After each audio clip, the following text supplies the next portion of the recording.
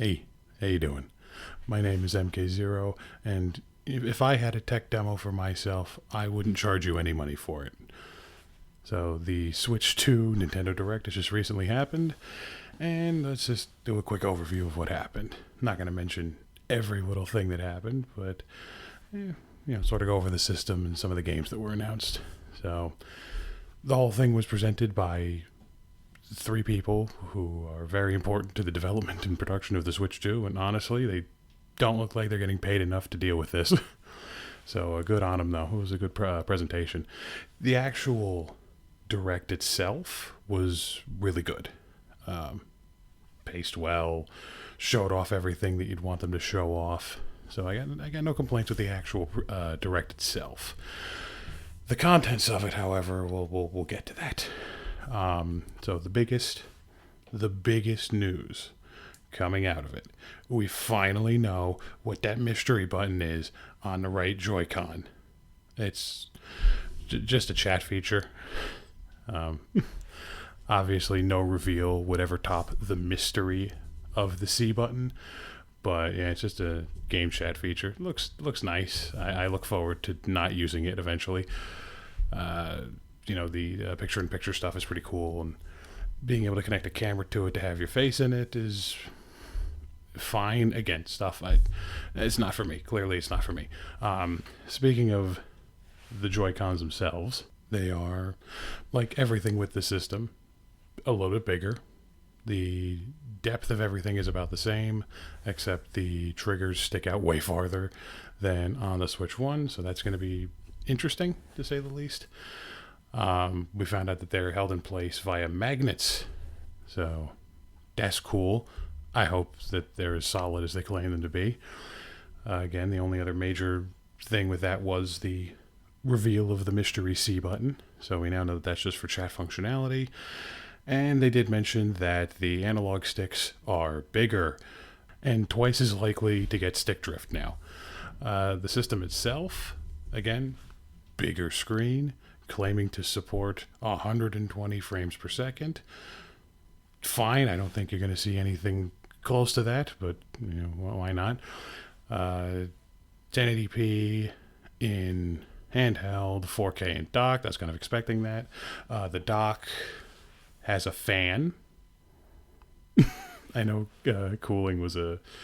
overheating was a concern with the Switch 1, so there you go. They put a fan in the dock. Good stuff. The internal storage for the Switch 2 is apparently 8 times as much as the Switch 1 with 256 gigabytes, which, again, that's a great improvement, but now I have this sinking feeling that all Switch 2 games are going to be 8 times as large as Switch 1 games. They managed to cram a supposedly noise-canceling microphone into the Switch console itself, and again, I'd love to see that work. As it was demonstrated in the little game chat video they had going on, where it's drowning out a blender and they could hear your voice from across the room. I doubt that, but who knows? This is Nintendo. They've managed to pull off magic before. Apparently the speakers on the Switch 2 have 3D surround thing. Again, it's nice, as long as they don't sound bad. The speakers on the Switch 1 were not great, so as long as they sound better than that, I'll consider that a huge improvement and a win. It has a top USB port now for plugging in a camera peripheral, as mentioned in the game chat thing.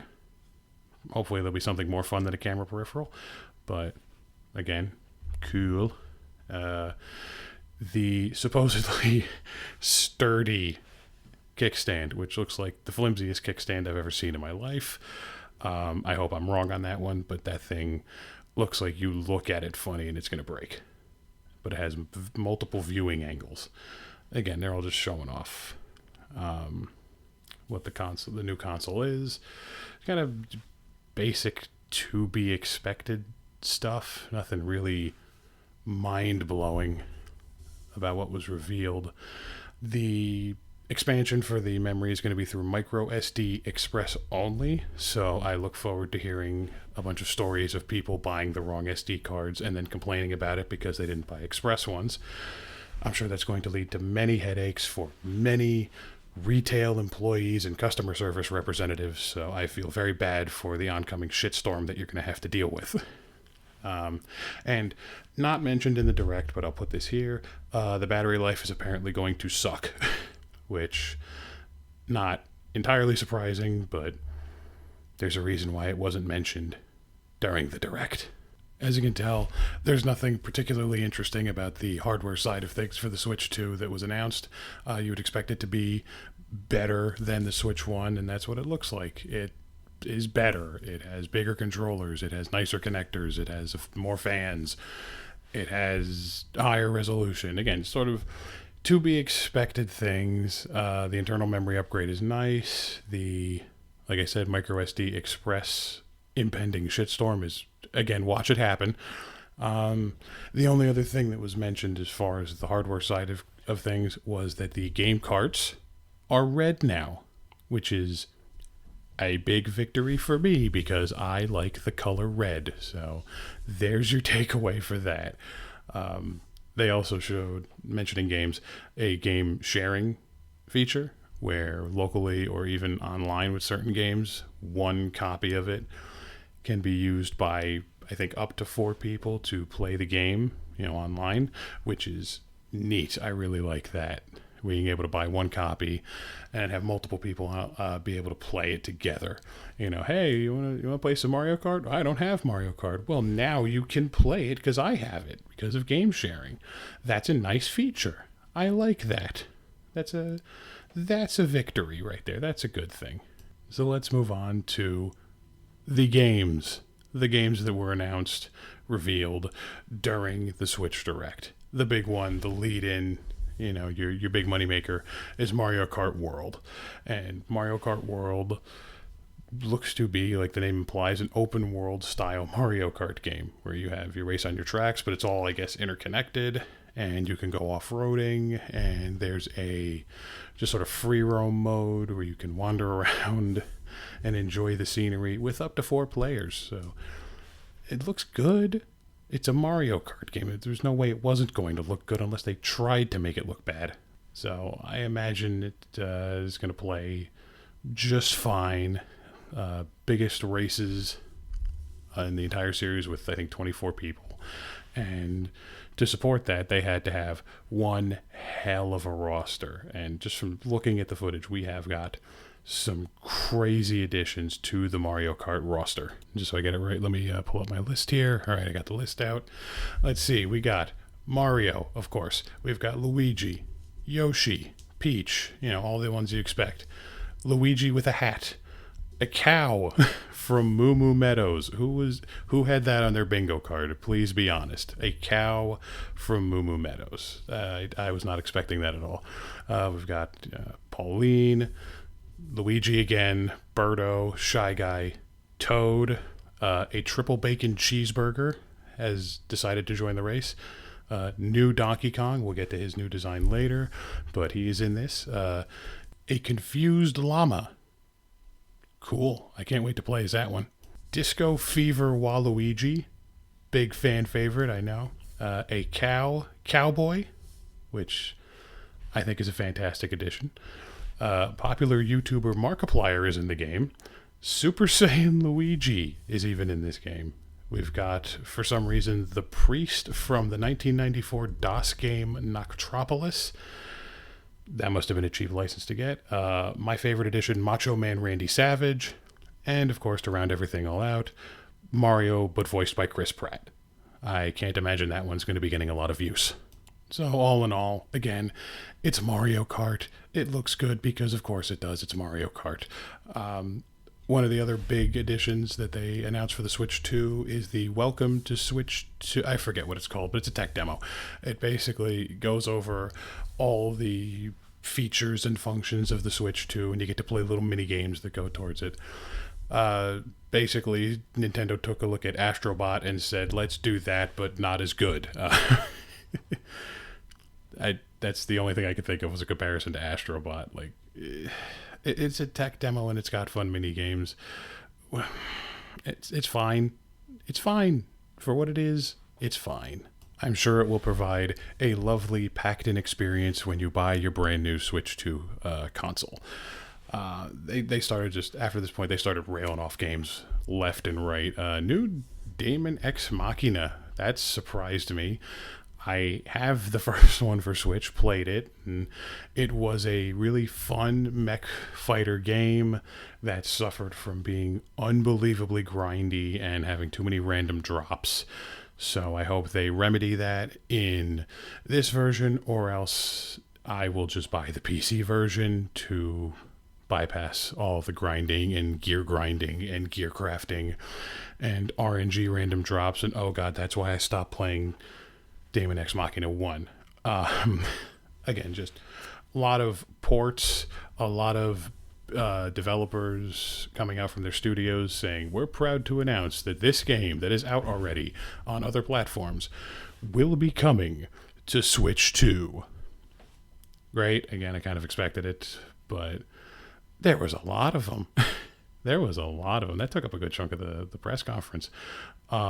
Big announcement for me, Hyrule Warriors 3. If you've watched my history with video games I love freaking Dynasty Warrior games. So Hyrule Warriors Age of Calamity is one of my favorites. The first Hyrule Warriors is really good as well.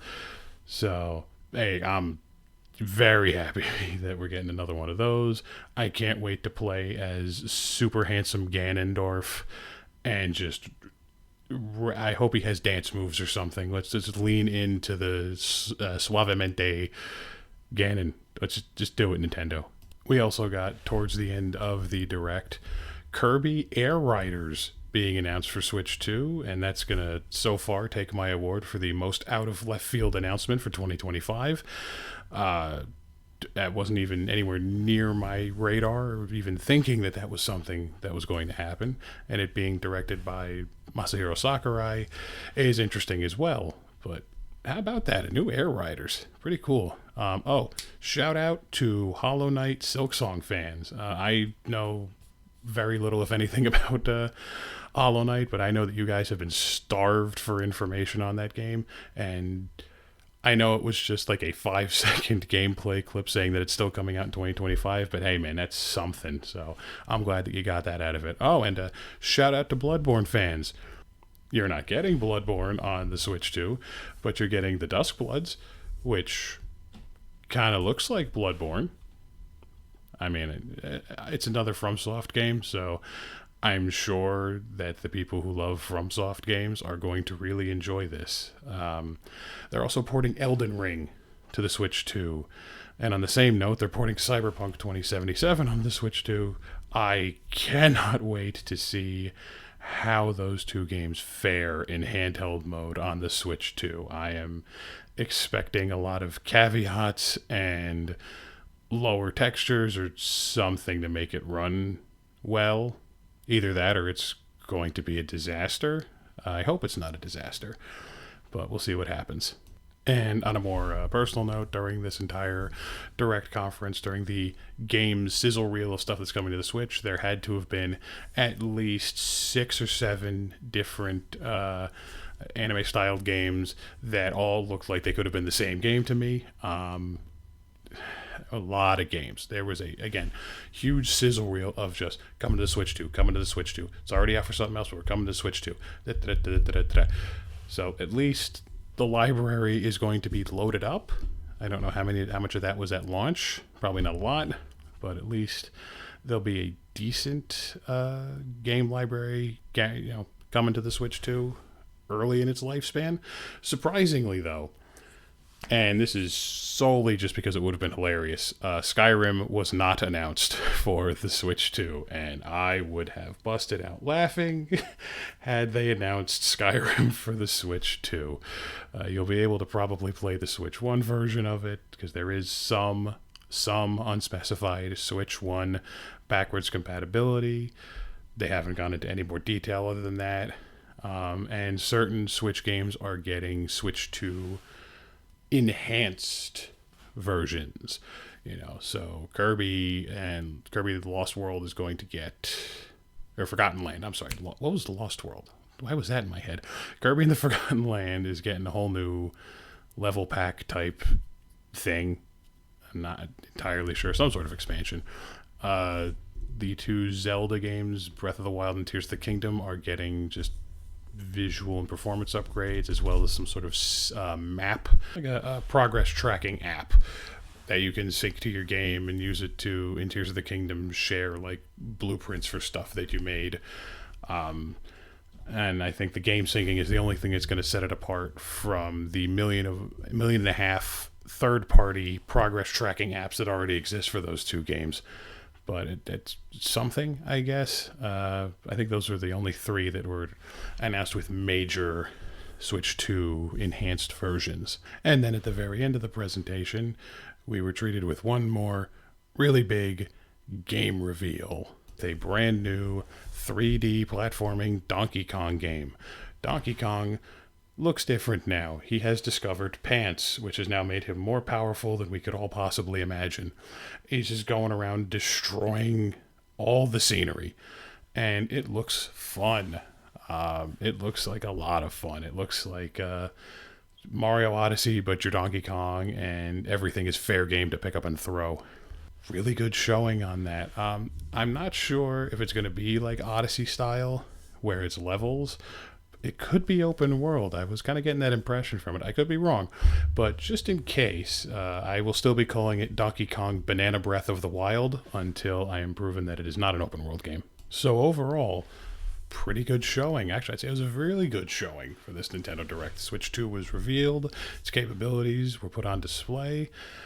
A whole handful of brand new exclusive games were announced, and then a whole hell of a lot of just ports and updates and enhanced editions, which generally I'm not a fan of. If you're just gonna, hey, we're re-releasing the same game for a new system, we've polished it slightly and there's nothing different, but we're still gonna charge you full price and then some for it. With those enhanced editions, if you own the regular edition, you can buy a upgrade pack, so that way your version will be the Switch 2 Enhanced Edition. But overall, even with that, when I was done watching the Direct, I left it, I would say, hyped. A lot of good stuff came out of it. Now, granted, I have no plans on buying it right away or early. I've learned my lesson with that when I bought a launch PS2 and a launch model PS3. Those are usually the worst run of the hardware with the most problems because they're still trying to sort everything out. So I will be waiting. But again, leaving the Direct, I was like, it's something worth waiting for. It's got a lot of good stuff coming towards it. System looks good. The exclusives look like fun. So all in all, it was a very good Direct. But that was just for the Direct. Unfortunately, that's not the entire story. All the less than favorable decisions got quietly dropped on Nintendo's website afterwards. And I can tell you confidently that these were bad decisions because none of it was mentioned during the Direct. They knew full well that they were going to receive a lot of justified backlash for these things. The big one coming out of it is that Mario Kart World is going to run you $80 digitally, base game, potentially more for the physical version. And this is Nintendo we're talking about. It's never going to go on sale if they have anything to say about it. And no matter what any of these overpaid, out-of-touch executives might tell you, games do not need to cost that much. I'll save the history of video game pricing and all that for its own separate thing, but no, they don't need to cost $80 friggin' dollars. No, $70 was already pushing it. So I'll get this out of the way right now. If you're not happy about $80 Mario Kart World and you don't want $80 base price video games to be a thing, Mario Kart World has to bomb, and it has to bomb hard. I know that sucks for a lot of people who, wanted to play it day one, but $80, if that's too much. pure and simple, it's too much. And if everybody goes out and buys it anyways, then everybody's going to think it's okay. It's not okay. $80 is not okay. You know what else isn't okay? Charging money for a tech demo. Yeah, that welcome to Switch 2, whatever the hell it's called. That's not a pack-in, and that's not included for free. For some reason, they're going to charge money for that, for the tech demo. Just that is a baffling decision. I really don't understand that one. Add to that the announced price for the Switch 2 console itself. The guesses going around was about $400, and they overshot that by $50. So $450 for the Nintendo Switch 2, $500 if you want the bundle with a digital copy of Mario Kart World included, which in theory saves you $30 on the game, but I'll say it again, $450 is a little much. When they announced that $400 was the expected price point, I said, yeah, I kind of live with that. Like I'm still not getting it at launch. Ain't no way. But $450, that's too much. Same thing with $80 Mario Kart's too much. I think Donkey Kong Banana Breath of the Wild, is going to run you $70. I'd say that's too much. So, again, if you're not happy about it, then don't buy it. Because, again, if everybody goes out and buy it, then the industry will think it's okay. When it isn't, it's too much. And that news afterwards. Oh, I'm sorry. There was one other little bit of news. The game key cards, where the game, if you buy it physically, is not on the game cart in some cases. It's going to be on a case-by-case basis. Game-by-game basis is probably a better phrasing for that. That sucks, too. Sucks when they did it with the Switch, when they couldn't cram all the data onto a game cart, so you have to download the rest of it. You're basically buying half a game. That goes into a whole thing about physical versus digital and game ownership. Again, that's a separate video for another time, but it is still not good that they're doing that. I'm not happy about it. So, and that, again, killed the hype immediately. They had a live stream the next day, and from what I understand, the chat was basically flooded with angry people demanding price reductions and wondering what the fuck they were thinking. Rightfully so, too. We'll see what happens when release date comes closer and closer, but those decisions were not really just soured the whole mood on the whole thing. Follow up, a fantastic Nintendo Direct with just the biggest, shittiest news to bring everybody back down. It sucked. I already said I'm not buying it at launch. Depending on what happens, who knows when I'll end up getting one. I would like to get one, but not at these price points. Something has to change, and believe me, I have got quite the back catalog. I can wait. But that's what happened. It's good announcements, great, presentation, really shitty ending note. But I've gone on as much as I can about this. The comments are open. Please, what did you guys think? What are your feelings on this? How do you feel about the games announced, the price points announced, just in general? How do you feel? Hey, how are you guys doing? And as always, I'd like to thank you all for watching and listening. You take care.